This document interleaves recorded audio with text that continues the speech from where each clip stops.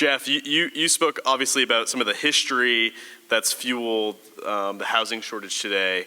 And while the history of housing might include roads paved with ill intentions, as you alluded to in your presentation, how do we overcome the reality that people have a fondness for the way their neighborhoods are right now, and the current conditions are how they derive their sense of place?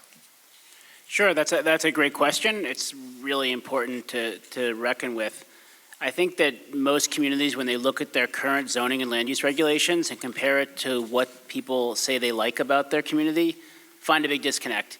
That what the things they usually love most about their community are not necessarily allowed under their current zoning regulations. So I would encourage communities to look closely at what they love about their communities and try to make their land use codes allow more of it. More of the village centers people like, more of those great little walkable neighborhoods with sidewalks and small lot single family homes with maybe some duplexes mixed in. That's often what people like about New England villages. And the other thing they like is preserving open space and preserving farmland and forest land. And I think most communities' current zoning doesn't really do a great job to do either of those. It's interesting because Ben and Hillary were participated in this, but we had a accessory dwelling unit stakeholder group that I led when I was still in the governor's office, and we had a presentation from someone who had worked with municipalities across the country. And one story he shared was a community where the town was a little bit apprehensive about allowing for certain types of housing types on parcels throughout the community. And what they did was they took the best elements of this house in town that everyone loved. Like, it was the house you thought of when you thought of this community, and they pre-approved building design that was a duplex, a triplex, a quadplex, a courtyard model of housing, all based on the design of that one house. So it allowed the community to take that step into waters of allowing housing types that they didn't previously allow on these lots, but without the scary thing of like, what will the developer propose? What kind of ugly building will the developer put on this lot? They had control over what that design would look like. So it was a way for them to take that dive into waters that they had not previously gone into before. So cool idea from a community in Texas. Greg, your presentation provides us with a lot of data, which you didn't get to really dive into given the time constraints, but certainly folks will be able to look at that later on if they haven't already dived into that.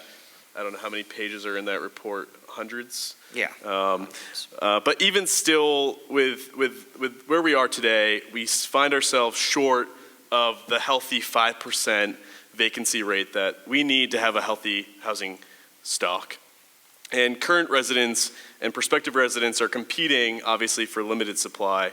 So you mentioned a few, but what are some of the actions that either the state or local communities could take to get the ship turned around and moving us back in the right direction on housing?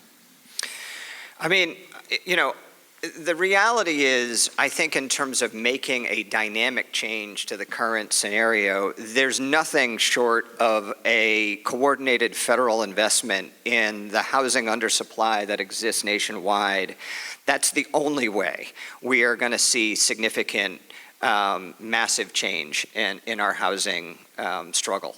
And I think what we're left with in the meantime is understanding that as a state, because the issues causing our housing crisis are beyond our state. It's sort of like trying to solve climate change from within the state of Maine. The dynamics are beyond our control. What we can do is focus on the resources we have and be as efficient as we possibly can with them.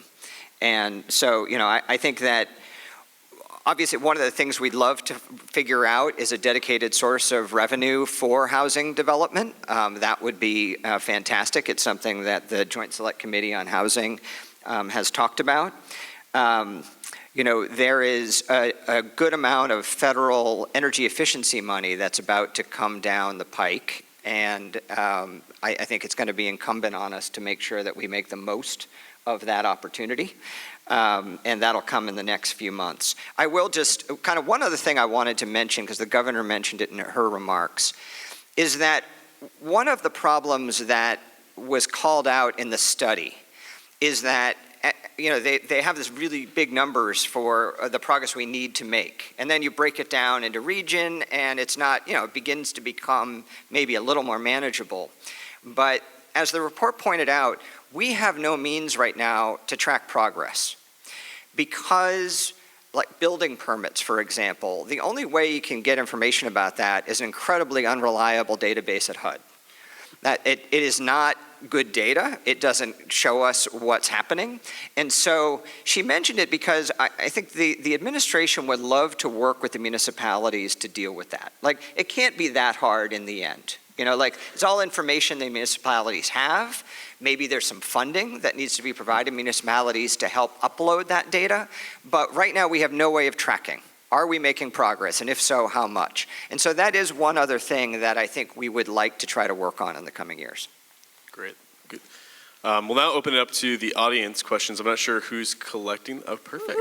Right over here. Belinda. I think my microphone's on. Yes, we have been collecting these. We have a lot. We'll get through as many as we possibly can. And Ryan, I'm glad you're up there because I think you're going to be answering a few. Yeah, you're welcome. You're welcome. So the first one is, has a Massachusetts type 40B statute been contemplated for Maine? And that statute, I Googled it. I did not know this. That statute, what it allows is for zoning boards of appeal to approve affordable housing developments with more flexible rules, provided that there is a percentage of them that have long-term affordability restrictions. So has something like that been contemplated, a state statute? The answer is, I think that yes, it's been contemplated. I don't think it got very far. I don't think, honestly, the politics are kind of aligned for something like that. I do think New Hampshire also has another way of doing it that seems to kind of carry a lot less anxiety around it. It seems to work pretty successfully. But I think that the administration, at least, has been really focused, again, on landing the plane on LD 2003, making sure municipalities have what they need to implement that, and getting funding to the municipalities to do more. I'm not aware of any conversations about a 40B-ish kind of thing in Maine coming up again. I mean, it may, but it's not something the administration's talking about right now. All right, well, following hot on the heels of that question, lawsuits and the current process for litigating these lawsuits are a big impediment to development. Any project can be delayed by 2.5 to 5 years.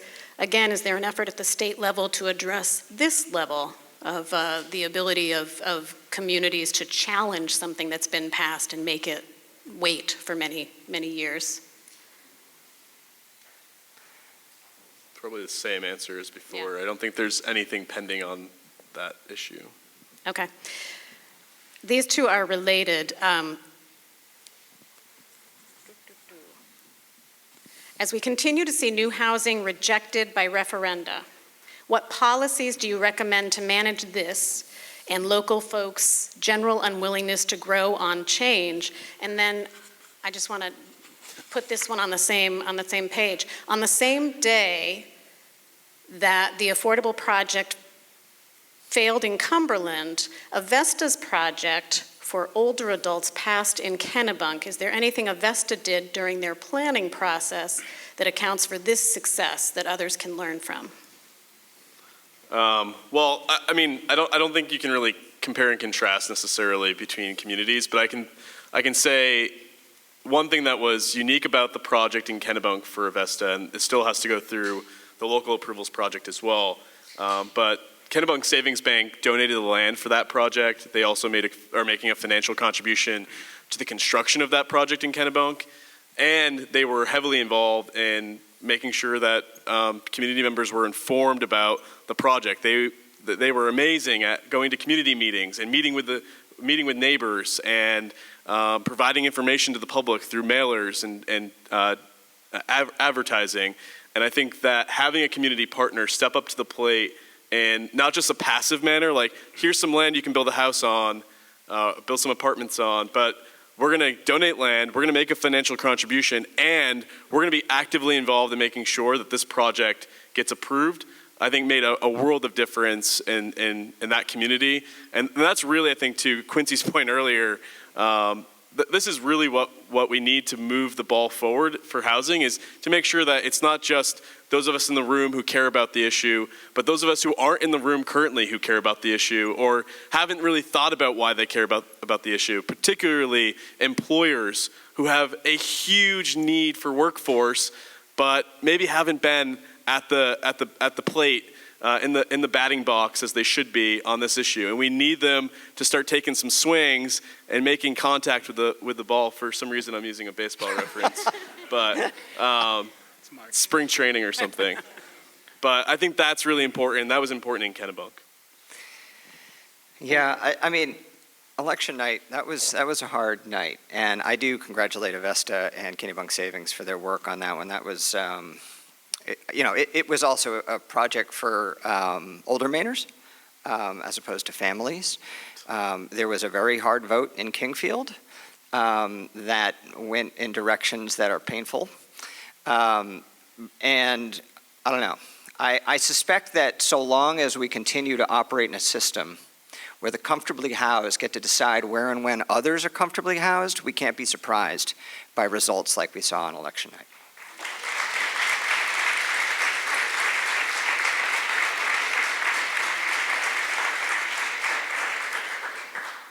Okay, a couple of policy questions. Jeff, this is directed to you. Are you familiar with the Community Preservation Act in Massachusetts? Yep. Okay, and what do you think about Maine passing something like that? Do you think that would be helpful? What do you think?